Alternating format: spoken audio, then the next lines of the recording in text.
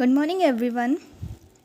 आज हम नया चैप्टर शुरू करने वाले हैं जिसका नाम है मैट्रिसेस। इससे पहले हमने क्या पढ़ा था, कॉम्प्लेक्स एनालिसिस पढ़ी थी, जिसमें हमने complex number, complex function, analytic function, harmonic function के बारे में डिस्कस किया था। तो वो वाला पार्ट हमारा फिनिश हो गया है। अब हम शुरू करते हैं मैट्रिसेस पार्ट को। तो चलिए शुरू करते हैं। मैट्रिस क्या होती है, मैट्रिसेस हमारी क्या होती है, बेसिक रिव्यू देख लेते हैं हम मैट्रिक्स का। अ स्क्वायर और रेक्टेंगुलर एरे ऑफ नंबर और फंक्शन। ये क्या होता है, स्क्वायर या रेक्टेंगुलर एरे होता है नंबर्स या फिर फंक्शंस का। ठीक है, हमारी जो मैट्रिसेस होती हैं वो हमारी रेक्टेंगुलर भी हो सकती है और स्क्वायर भी हो सकती हैं। ठीक है, किस तरह की हो सकती है, देखिए हमारी मैट्रिसेस इस तरह की हो सकती है। ABCD ये हमारी स्क्वायर मैट्रिक्स है। ठीक है, स्क्वायर मैट्रिक्स है मतलब कि 2x2 की हो गई है ना। तो ये हमारी कैसी कहलाती है, स्क्वायर मैट्रिक्स कहलाती है। ठीक है, जिसमें हमारी number of rows and number of columns दोनों ही इक्वल होते हैं। अब number of rows and number of columns क्या होते हैं ये भी मैं आपको डिफाइन कर देती हूँ। देखिए ये होती है हमारी नंबर ऑफ़ रोज़। ठीक है, इनको हम क्या बोलते हैं, रोज़। इस तरह जो होती हैं ये हमारी रोज़ होती हैं। यहाँ पर हमारी कितनी रोज़ प्रेजेंट है, 1 और 2, मतलब कितनी है हमारी रोज़, 2 रोज़ यहाँ पर प्रेजेंट है। बात करें कॉलम्स की, तो कॉलम्स क्या होते हैं हमारे, ये हमारे क्या होते हैं, कॉलम्स। तो कॉलम्स कितने हैं यहाँ पर, वो भी 2 ही हैं। तो हम इस तरह लिखते हैं, यहाँ पर हम जो लिखते हैं साइज़ जो है इस मैट्रिक्स का वो क्या होता है, I क्रॉस J होता है। जहाँ पर I क्या होती है, हमारी रोज़ होती हैं, J हमारे क्या होते हैं, कॉलम्स। तो I भी हमारी 2 है और J भी हमारी 2 है। तो इस मैट्रिक्स का साइज़ क्या है, 2x2 है। ठीक है, तो ये हमारी एक स्क्वायर मैट्रिक्स है। ये है हमारी रेक्टेंगुलर मैट्रिक्स ABCDEF। अगर मैं यहाँ पर रोज़ की बात करूँ तो रोज़ कितनी है, एक रो ये है और एक रो ये है। तो यहाँ पर हमारी 2 रोज़ प्रेजेंट है। कॉलम्स कितने हैं, 1 2 3 हमारे कॉलम है। तो रोज़ को हम I से डिनोट करते हैं, वो हमारी 2 है, और कॉलम्स हमारे कितने हैं, 3 हैं। तो ये हमारी 2x3 मैट्रिसेस है। इतना शायद आपको समझ में आया होगा। साइज़ क्या होता है, देखिए वही लिखा है मैंने कि किसी भी मैट्रिक्स का साइज़ क्या होता है, number of rows cross number of columns. ठीक है, नंबर ऑफ़ रोज़ को हम I से भी या M से भी डिनोट कर देते हैं और J को हम N से भी कर देते हैं। तो इसमें कंफ्यूज मत होना, I और J और M और N कुछ भी लिख सकते हैं आप। ठीक है, अब हमारी मैट्रिसेस डिफरेंट टाइप्स की होती हैं, तो हम पहले उनकी बात कर लेते हैं। फर्स्ट मैट्रिक्स है हमारी इक्वल मैट्रिसेस। इक्वल मैट्रिसेस कैसे, देखिए सपोज डेट हमारी जिसमें हमारा जैसे कि A मैट्रिक्स हमें दे रखी है AIJ और B मैट्रिक्स हमें दे रखी है BIJ। तो यहाँ पर ये दोनों मैट्रिक्स के जो एलिमेंट्स हैं वो एक दूसरे के इक्वल होंगे। ठीक है, देखिए A कितना दे रखा है, 1 2 3 4, B कितना दे रखा है, 1 2 3 4। तो ये कैसी मैट्रिक्स है, हमारी इक्वल मैट्रिक्स है। ठीक है, अगर मैं इनका डिटर्मिनेंट भी निकालती हूँ, वो आगे बात करेंगे हम डिटर्मिनेंट वगैरह की। अभी आपको बस मैं बेसिक बता रही कि इक्वल मैट्रिक्स कौन सी होती है जिसमें हमारे एलिमेंट्स भी इक्वल आएँ। ठीक है, फिर है हमारा एडिशन मैट्रिक्स। एडिशन या सब्सट्रैक्शन, हम मैट्रिसेस को ऐड भी कर सकते हैं और सब्सट्रैक्ट भी कर सकते हैं। सपोज डेट हमारे पास A मैट्रिक्स है 1 2 3 4 और B मैट्रिक्स है 3 4 5 6। तो हम इन दोनों को क्या कर सकते हैं, ऐड कर सकते हैं। A प्लस B कैसे होएगा, 1 को हमें 3 में ऐड करना है, 2 को हमें 4 में ऐड करना है, 3 को हमें 5 में एंड 4 को हमें 6 में। इस तरह हमारी 4 6 8 10 ये A प्लस B मैट्रिक्स निकल के आ जाएगी।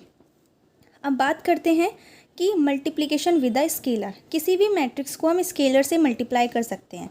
जैसे कि A मैट्रिक्स है हमारी ABCD। ठीक है, तो यहाँ पर हमने एक स्केलर ले लिया है K। ठीक है, तो हम इसको K से मल्टीप्लाई कर देंगे तो हमें जो न्यू मैट्रिक्स मिलेगी वो मिलेगी हमें KA KB KC KD। तो किसी भी मैट्रिक्स को हम स्केलर से मल्टीप्लाई कर सकते हैं। वो स्केलर यहाँ पर जैसे कि मैं एग्जांपल ले लेती हूँ, कोई भी मैट्रिक्स है मेरी 3 5 6 8। ठीक है, तो अगर K की वैल्यू अगर 2 है तो यहाँ पर हम इसे 2 से मल्टीप्लाई कर सकते हैं। ठीक है, तो ये है। ठीक है, इस तरह है। तो K की वैल्यू 2 है, तो 2 3 ज़ा 6, 2 5 ज़ा 10, 2 6 ज़ा 18, सॉरी 2 6 ज़ा 12 एंड 2 8 ज़ा 16। तो ये हमारा क्या आ जाएगा, स्केलर आ जाएगा विद मल्टीप्लिकेशन आ जाएगा विद स्केलर। ठीक है, मल्टीप्लिकेशन ऑफ टू मैट्रिक्स। अब हम टू मैट्रिसेस को भी मल्टीप्लाई कर सकते हैं। कैसे? जैसे कि हमें ए मैट्रिसेस दे रखी है एम क्रॉस एन की और बी दे रखी है हमें पी क्रॉस क्यू की। ये पी और क्यू बस हमें ऑर्डर दिया हुआ है, इसमें कंफ्यूज नहीं होना है, ठीक है। तो कब मल्टीप्लिकेशन कर सकते हैं? जब हमारा only when N is equal to P, जब हमारा एन इसकी जो रोज इसकी जो कॉलम्स है और इसकी जो रोज़ हैं वे एक दूसरे के इक्वल हो, तब हम दो मैट्रिसेस को क्या कर सकते हैं? मल्टीप्लाई कर सकते हैं, ठीक है। अब आ जाते हैं डायगोनल मैट्रिसेस पर। डायगोनल मैट्रिसेस क्या होती है? देखिए, हमारी डायगोनल मैट्रिसेस इस तरह की होती है A B C D E F G H I, ठीक है। ये कोई भी मैट्रिक्स है, ये अभी मैंने एक मैट्रिक्स ली है, ठीक है। इसमें जो ये डायगोनल एलिमेंट्स होते हैं इन सब को छोड़कर जितने भी एलिमेंट्स हैं ये वाले डायगोनल एलिमेंट्स पता है आपको, ये होते हैं हमारे डायगोनल एलिमेंट्स, ठीक है। ये वाले जो डायगोनल्स पर हैं ए ई आई ये हमारे डायगोनल एलिमेंट्स, ये वाले हैं हमारे बी सी एफ ये हमारे अपर ट्रायंगुलर, इसे क्या बोलते हैं? अपर ट्रायंगुलर, ठीक है, एलिमेंट्स। और ये हैं हमारे लोअर ट्रायंगुलर एलिमेंट्स, ठीक है। You can also say that matrices, but यहाँ पर हमें सारा दे रखा तो हम यहाँ पर इन्हें एलिमेंट्स ही कहेंगे। तो ए ई आई को छोड़कर हमारे सारे एलिमेंट्स क्या रहेंगे? ज़ीरो। इस तरह की हम मैट्रिसेस को क्या बोलते हैं? डायगोनल मैट्रिक्स बोलते हैं। ए बी सी को छोड़कर सभी हमारे क्या होंगे? हमारे ज़ीरो होंगे, ठीक है। अब बात करते हैं, नेक्स्ट है हमारी आइडेंटिटी मैट्रिक्स। आइडेंटिटी मैट्रिक्स क्या होती है? हमारी आई इज इक्वल टू 1 0 0 1, ठीक है। तो ये हमारी क्या होती है? आइडेंटिटी। इस तरह की मैट्रिक्स क्या होती है जिसमें डायगोनल एलिमेंट्स हमारे 1 होंगे, वो हमारी आइडेंटिटी मैट्रिक्स होगी। अगर मैं 3/3 में देखूँ तो 1 0 0 0 1 0 0 0 1, ये एक मेरी क्या है? आइडेंटिटी मैट्रिक्स है। अब आ जाते हैं रो मैट्रिक्स। रो मैट्रिक्स क्या होती है? वही जो मैंने बताया, जो हमारी हॉरिजॉन्टल होती है A1 A2 A3, ठीक है। कॉलम मैट्रिक्स जो हमारी वर्टिकल होती है A1 A2 A3। Null matrix क्या होती है? जो हमारी ज़ीरो होती है, जैसे कि 0 0 0 0 0 0 0 0 0, ये एक तरह की हमारी नल मैट्रिक्स है। Upper triangular matrix and lower triangular matrix. Upper triangular and lower triangular matrix कौन सी होती हैं? देखिए, जिसमें हमारे ये इस तरह के होते हैं, जैसे कि ये हमारे लोअर एलिमेंट्स बताए थे और ये मैंने अपर बताए थे। अपर और डायगोनल को छोड़कर हमारे लोअर वाले क्या होंगे?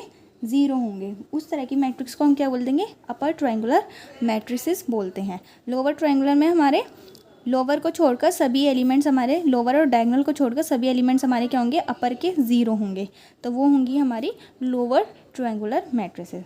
अब आता है हमारा पीरियोडिक मैट्रिक्स। पीरियोडिक मैट्रिक्स का होता है कि ए की power k + 1 is equal to A, ठीक है। तो पीरियोडिक मैट्रिक्स ऑफ पीरियड के, ये क्या है? हमारी पीरियोडिक मैट्रिक्स है के पीरियड की, ठीक है। एग्जाम्पल के तौर पर समझते हैं। एग्जाम्पल है हमारा 0 -1 1 0, ये कोई भी मैट्रिक्स दी हुई है, ठीक है। और यहाँ पर मुझे a की पावर 4 इज इक्वल टू आई भी क्या है? गिवन है। तो हम जानते हैं कि पीरियोडिक मैट्रिक्स क्या होता है? a की power k + 1 is equal to a. तो k + 1 करूँगी तो a की power 5 is equal to a आ जाएगा, ठीक है। बट यहाँ पर k की वैल्यू क्या है?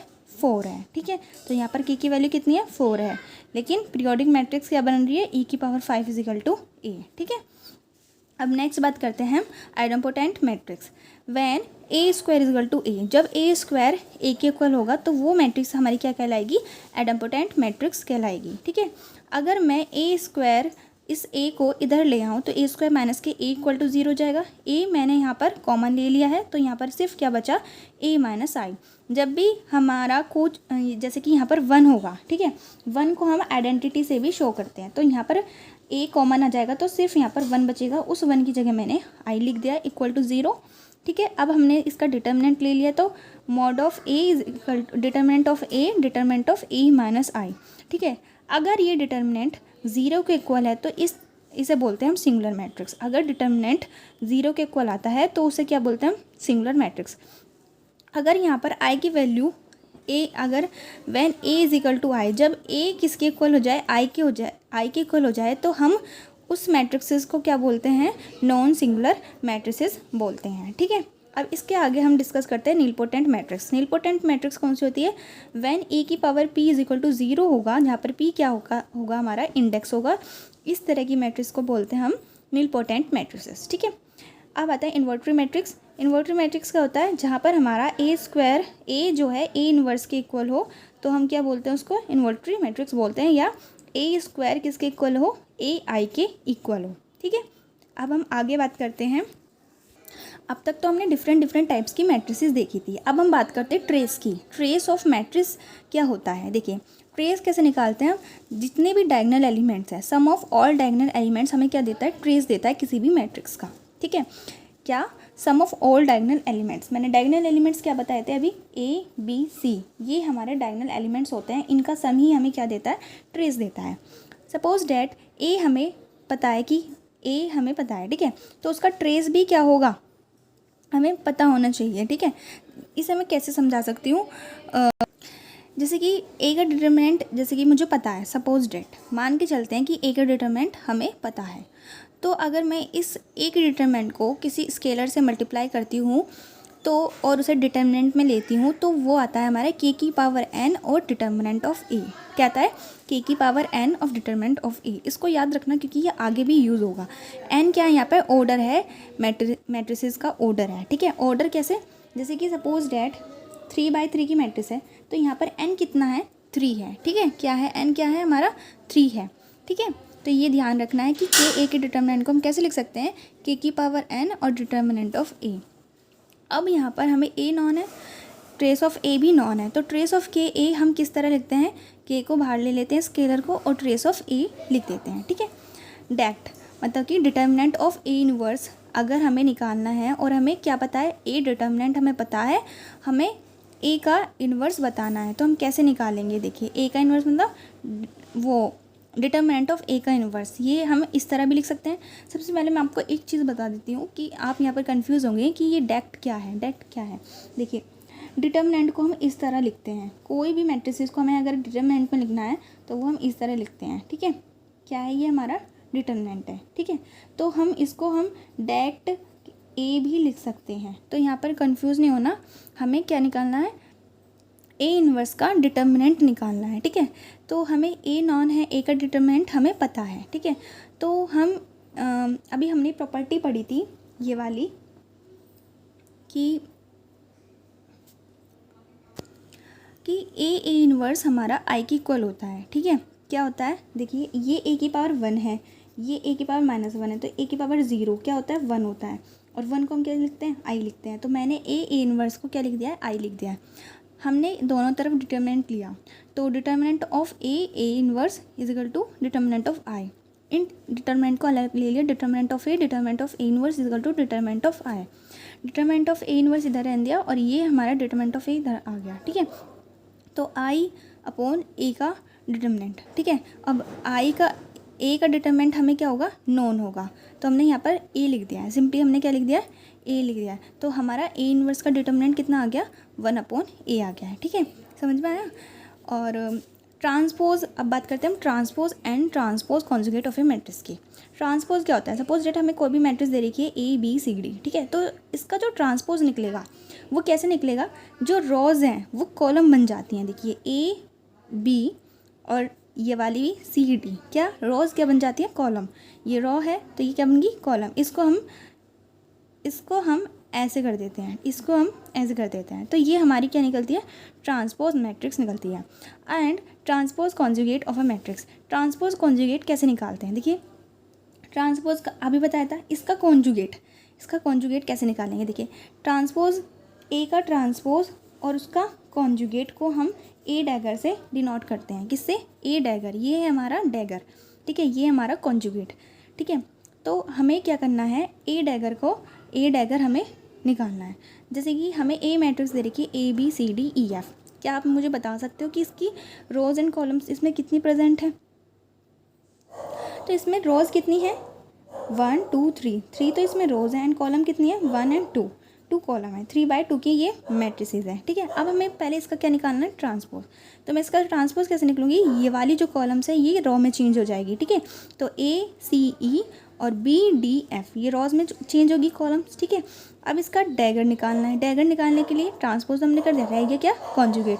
तो ए का कॉन्जुगेट, सी का कॉन्जुगेट, ई का कॉन्जुगेट, बी का, डी का, एफ का, सबका कॉन्जुगेट कर देंगे। तो इस तरह हमारा ट्रांसपोज कॉन्जुगेट निकलता है किसी भी मैट्रिसेस ए का, ठीक है, या ए या जो भी दी हुई होगी।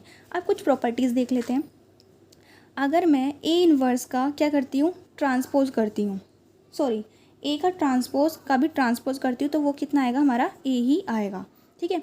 ए का ट्रांसपोज क्या होता है, ए और बी का ट्रांसपोज किस तरह लिखते हैं, बी का ट्रांसपोज एंड ए का ट्रांसपोज।